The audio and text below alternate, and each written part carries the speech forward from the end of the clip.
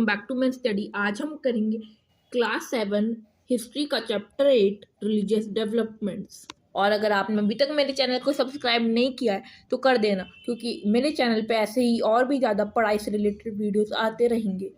और आपके सब्सक्राइब ना करने का क्या रीज़न है वो भी आप मुझे बता दीजिएगा, जिससे कि मैं अपनी वीडियोस को इम्प्रूव कर सकूँ। तो चलिए बिना टाइम वेस्ट किए करते हैं शुरू।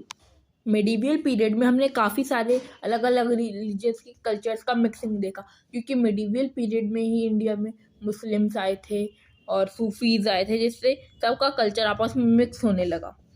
इस वजह से न्यू रिलीजियस आइडियाज़ भी आने लगे। यहाँ तक कि जो ट्राइबल कम्युनिटीज़ थी उनके जो देवी देवता थे उनको भी मेन स्ट्रीम सोसाइटी में इंक्लूड कर लिया गया था, और उनको भगवान शिव, भगवान विष्णु या माता पार्वती या माता लक्ष्मी के किसी रूप में इंक्लूड कर लिया गया था।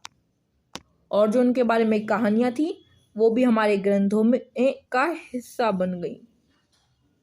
जो किसी के भी प्रोफेशन थे या फिर जो उनका सोशल स्टेटस था वो उनके बर्थ पे डिसाइड हो गया जाता था। अगर कोई ब्राह्मण फैमिली में जन्म लिया है तो फिर वो ब्राह्मण ही बनेगा, शूद्र में जन्म लिया है तो शूद्र बनेगा। पर जो लोअर कास्ट के लोग थे उनको कोई भी सोशल प्रिविलेज नहीं दी जाती थी, साथ ही साथ उनको टेम्पल्स में जाने के लिए भी अलाउ नहीं किया जाता था। उस टाइम पे लोगों का ये भी मानना था कि एक बंदे के सोशल स्टेटस तभी चेंज हो सकता है अगर वो इस जन्म में अच्छे काम करे और पूजा पाठ करे, ताकि अगले जन्म में वो अपर कास्ट में बर्थ ले और उसको सोशल प्रिविलेजेस मिले।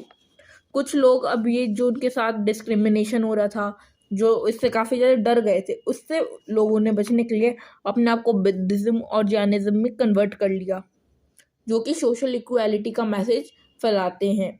कुछ जो रिलीजियस थिंकर्स थे जो उन्होंने भक्ति यानी कि भगवान के प्रति अपने डिवोशन का जो आइडिया है उसको फिर से रिवाइव किया, उसके बारे में फिर से सोचा। जो भक्ति मूवमेंट थी वो यहीं से स्टार्ट हुई थी। भक्ति मूवमेंट में बेसिकली भगवान के प्रति अपनी श्रद्धा को तवज्जो दी जाने लगी, ना कि पूजा पाठ को या फिर हम कितने ज़्यादा अमीर हैं और उस हिसाब से कितने ज़्यादा यज्ञ करवा सकते हैं, इसको तवज्जो नहीं दी जाती थी।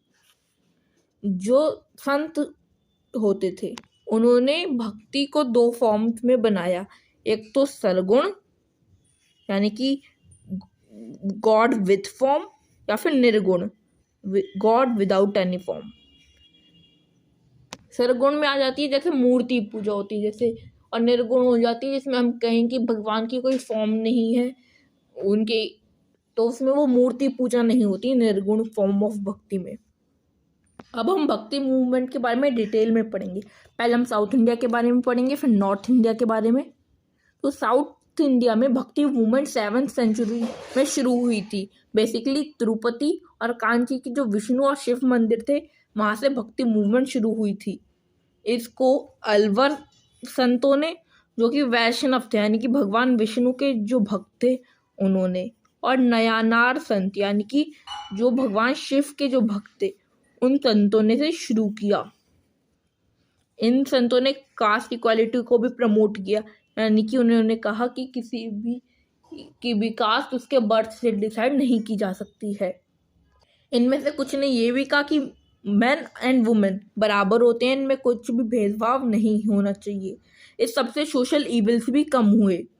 उन्होंने हिंदूज को जो बुद्धिज्म में कन्वर्ट हो रहे थे, जो जैनिज्म में कन्वर्ट हो रहे थे, सोशल डिस्क्रिमिनेशन में की वजह से उस पर भी रोक लगाई और सोशल डिस्क्रिमिनेशन को भी कम किया।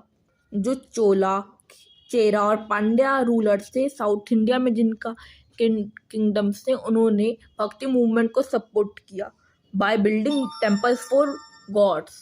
भगवान के लिए मंदिर बना के उन्होंने भक्ति मूवमेंट को सपोर्ट करा।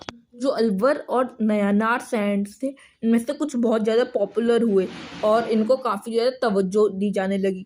नयानार सैंड्स में कुल ऐसे 63 सेंट थे, जिनमें अपार, नाना संबंदार, सुंदर मूर्ति, पेरियलवर और उनकी बेटी अंदल थी। सॉरी सुंदर मूर्ति, अपार और नाना संबंदार ही थे जो कि नयानार में थे। पेरियलवर और उनकी बेटी अंदल, तिरुपन तोंदर डीपोडी, नामलवार, ये कुछ 12 रिनाउंड अलवर सेंट्स में थे। तो पॉपुलर नयनार सेंट्स की बात करें तो टोटल 63 थे, और पॉपुलर अलवर सेंट्स की बात करें तो वो टोटल 12 ही थे। जो ये संत थे इन्होंने कुछ हिम और हैजियोग्राफीज भी लिखी। हैजियोग्राफीज बेसिकली दूसरे संतों के लिए बायोग्राफिकल हिम्स होती हैं, जिनमें उन संतों की तारीफ की जाती है। ये संत आपस में एक से दूसरे मंदिर में बड़े बड़े ग्रुप्स में जाया करते थे, और रास्ते में वो यही हिम्स और हैजियोग्राफीज को गाते गाते जाया करते थे। जो नयनार सेंट्स थे उन्होंने देवराम, और जो अलवर सेंट्स थे उन्होंने दिव्य प्रबंधनम नाम की 2 बुक्स लिखी। इनमें बेसिकली हिम्स ही थे। हिम्स भी बेसिकली कुछ पोम्स होती हैं जो कि भगवान की तारीफ में लिखी गई होती हैं। मनिकावा सागर एक नयनार सेंट थी, उन्होंने काफ़ी अच्छी हिम्स की एक कलेक्शन बनाई और उस बुक का नाम रखा तिरुवा सगम। ये एक इम्पॉर्टेंट लाइन है और एग्जाम्स में कई बार आती है, तो इसको अंडरलाइन कर लीजिए ना। मनिका सागर जो कि एक नयनार सेंट थी, उन्होंने तिरुवा सगम लिखी। और इन पोएम्स में ये भी बताया जाता था कि सेंट्स केवल अपर कास्ट से ही नहीं, शूद्र या वैश्य या फिर और सभी लोअर कास्ट से भी आते थे। इस मैसेज से वो ये बताना चाहते थे कि कास्ट इक्वालिटी होनी चाहिए और कास्ट डिस्क्रिमिनेशन नहीं होना चाहिए। नेक्स्ट पेज पे जो इंडिया का मैप गिवन है, इसमें कुछ इंपॉर्टेंट सेंटर्स हैं भक्ति मूवमेंट के, जैसे कि तालवंडी, अमृतसर, मुल्तान, और यहाँ पे नाम भी दे रखे हैं कि कौन से रिलीजियस टीचर या फिर सेंट से रिलेटेड है। जैसे कि तालवंडी और अमृतसर में गुरु नानक देव जी का नाम गिवन है, मुल्तान में शेख बहाउद्दीन ज़कारिया का नाम गिवन है। ऐसे ही ख्वाजा में मुहिद्दीन चिश्ती, ख्वाजा मुहिद्दीन चिश्ती अजमेर से, चित्तौड़ से मीराबाई, मथुरा से वल्लभाचार्य, आगरा से सूरदास, वाराणसी से रामानंद और कबीर, बंगाल से चैतन्य देव, असम से शंकरा देव, पंधारपुर से वाराकारी संत थे। अब आ जाते हैं अब हम पढ़ेंगे एक एक सेंट की अलग अलग करके, जैसे पहले शंकराचार्य फिर रामानुज। तो सबसे पहले बात कर लेते हैं शंकराचार्य की। शंकराचार्य 8th सेंचुरी में पैदा हुए थे साउथ इंडिया में। उन्होंने अद्वैता फिलॉसफी दी थी, जिसमें वो कहते थे कि जो ब्रह्म है वो टॉप गॉड है, जो टॉप आत्मा है वो ब्रह्म है, और हर मनुष्य की जब डेथ हो जाती है तब वो ब्रह्म में ही जाके यूनाइट हो जाती है, और हम ब्रह्म को नॉलेज अटेन करके ही पा सकते हैं।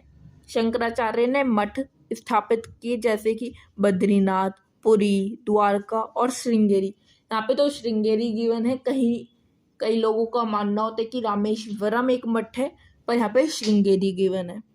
और धीरे धीरे करके ये सारे ही इम्पोर्टेंट तीर्थस्थल बनते गए। इसके बाद रामानुज वैष्णव सेंट थे। इनका जन्म 12वीं शताब्दी में हुआ था। इनका कहना था कि डिवोशन को यानी कि भक्ति को हम प्यार के जरिए ही एक से दूसरे तक फैला सकते हैं। इन्होंने विश्व अद्वैता फिलॉसफी दी थी, जिसमें एक ही डिफरेंस था, और ये डिफरेंस था कि ब्रह्म के साथ यूनाइट होने के बाद भी हमारी आत्मा की एक अलग ही आइडेंटिटी रहती है। रामानुज ने सोशल इक्वालिटी को भी प्रमोट किया था, साथ ही साथ कास्ट बेस्ड रिस्ट्रिक्शंस, जैसे कि टेम्पल्स पे एंटर करने में या फिर किसी भी सोशल फंक्शन में जाने पे जो भी रिस्ट्रिक्शंस होती थी कास्ट बेस्ड, उनको कंडेम्ड किया था। जो भी उन्होंने टीचिंग्स दी वो सारी नॉर्थ इंडिया के जो भक्ति सेंट्स थे उन पे भी उसका असर पड़ा। इसके बाद एक नाथपंथी सेक्ट आ जाता है। ये पूरा एक ग्रुप है संतों का। जो नाथपंथी संत होते थे वो निर्गुण भक्ति को फॉलो करते थे। जो अधिकतर नाथपंथी प्रीचर्स थे वो लो कास्ट से आते थे, जैसे कि जो टैनरिंग का काम करते थे। टैनिंग बेसिकली जो लेदर इंडस्ट्री होती है उसमें एक जॉब होती है। धोबी होते थे या फिर ऑयल प्रेसर्स, कॉबलर्स या मछुआरे, ये सब ऐसे लोअर कास्ट से आए थे सारे नाथपंथी संत, पर इनको जो सपोर्ट है वो सभी कास्ट से मिला था। इन्होंने मेडिटेशन, मेंटल और फिजिकल डिसिप्लिन पे स्ट्रेस किया और कहा कि ये हम बस योगा से ही अटेन कर सकते हैं। तो yoga is very much important. Yoga की यहाँ पे एक डेफिनेशन भी गिवन है, जो कि है a system of exercises for mental and physical control. जो नाथपंथी संत थे उनको सिद्धा भी कहा जाता था। सिद्धा का मतलब होता है जिन लोगों ने अपनी नॉलेज कंप्लीट कर ली हो या फिर अपनी अवेयरनेस को कंप्लीट कर लिया हो, तो इसलिए नाथपंथी को सिद्धार्थ भी कहा जाता था। साउथ इंडिया के कुछ और संत भी थे जिनको वीराशैव भी कहा जाता था। इनकी मूवमेंट को लिंगायत मूवमेंट भी कहा जाता था। एक कर्नाटका में शुरू हुई थी। इसने अपनी पकड़ मजबूत तब करी थी जब 12वीं शताब्दी में बसावा यानी कि बसावन्ना इनके लीडर थे। जो इनकी ये मूवमेंट थी, इसमें जो मीनिंगलेस रिचुअल्स थे, जैसे सभी रिचुअल्स नहीं, जो मीनिंगलेस होते थे, उन रिचुअल्स को और कास्ट सिस्टम को कंडेम करा और कहा कि ऐसा नहीं होना चाहिए। हर सेक्ट से, हर सेक्शन से लोगों ने इस मूवमेंट का सपोर्ट करा। वीराशैव ने जो संत थे उन्होंने वुमेन को भी डिस्क्रिमिनेट नहीं करा, उन्होंने वुमेन को भी प्रमोट करा। अक्का महादेवी जो कि एक वीरशैव संत की ही बेटी थी, वो एक वुमेन ग्रुप की भी लीडर रह चुकी थी। अब आता है वराकारी संत। तो जो वराकारी संत थे महाराष्ट्र में थे और ये भगवान विष्णु की पूजा करते थे। ये अधिकतर पंधारपुर से के रहने वाले थे। इनके यहाँ भगवान विष्णु को भगवान विट्ठल कहा जाता था। कुछ नाम गिवन है वराकारी संतों के, जैसे कि ज्ञानेश्वर, नामदेव, तुकाराम, एकनाथ। ये सारे संत काफ़ी ज़्यादा पॉपुलर विट्ठल भगवान के भक्त थे। इन लोगों को मानना था कि हम भगवान की पूजा करने के लिए घर बार त्यागने की कोई ज़रूरत नहीं है। जो सारे वराकारी संत थे वो फैमिली मैन थे, यानी कि उन्होंने अपनी जो मोह माया की जिंदगी है इसको नहीं छोड़ा था। इन्होंने डिवोशनल पोम्स जैसे कि अभंग भी लिखी। ये सारी मराठीज में लिखी गई थी। जो ज्ञानेश्वर थे उन्होंने ज्ञानेश्वरी बुक लिखी। ये बेसिकली भगवद गीता का मराठी में ट्रांसलेशन या कमेंट्री आप कह सकते हो इसे। इनमें से कुछ संत जैसे कि नामदेव जो कि एक टेलर थे, वो लो कास्ट से बिलोंग करते थे। चोखा मेला ये भी एक लो कास्ट के मेंबर थे। ये भी वराकारी पोएट थे पंधारपुर से। उन्होंने अपने फॉलोअर्स को कहा कि हमें एक दूसरे के साथ दर्द बांटना चाहिए। साथ ही साथ इनके बेटे और इनकी पत्नी ने भी काफ़ी अच्छी पोइट्री करी। चोखा मेला को एक बार तो विट्ठल भगवान के टेम्पल में जाने की भी अनुमति नहीं दी गई थी, क्योंकि लोग इन्हें छोटी जाति का कंसिडर करते थे। ये बात हो गई वराकारी की। अब आ जाते हैं नॉर्थ इंडिया में। मीराबाई के बारे में तो हम सब लोग ही जानते हैं। ये मेवाड़ के राजकुमार की पत्नी थी और भगवान कृष्ण की बहुत बड़ी भक्त थी। इनके गुरु रविदास जी थे, जो कि खुद एक अनटचेबल कास्ट से आते थे। मीराबाई ने डिवोशनल सॉन्ग्स भी लिखे, जैसे कि भजन। वल्लभाचार्य वो एक तेलुगु ब्राह्मण फैमिली से थे। उन्होंने मथुरा के पास गोवर्धन पर्वत के पास एक भगवान कृष्ण का मंदिर भी बनवाया था। सूरदास के बारे में भी हम सब जानते हैं। वो एक काफ़ी महान कवि थे, पर वो जन्म से ही अंधे थे। वो भी भगवान कृष्ण के बहुत बड़े भक्त थे। ये आगरा और मथुरा के रहने वाले थे। इन्होंने भी अपनी एक बुक लिखी जिसका नाम था सूरसागर। बंगाल में चैतन्य देव रहते थे, जो भी भगवान कृष्ण के बहुत बड़े भक्त थे, और इन्होंने भगवान कृष्ण की वर्शिप को अपने डिवोशनल सॉन्ग्स के जरिए फैलाया।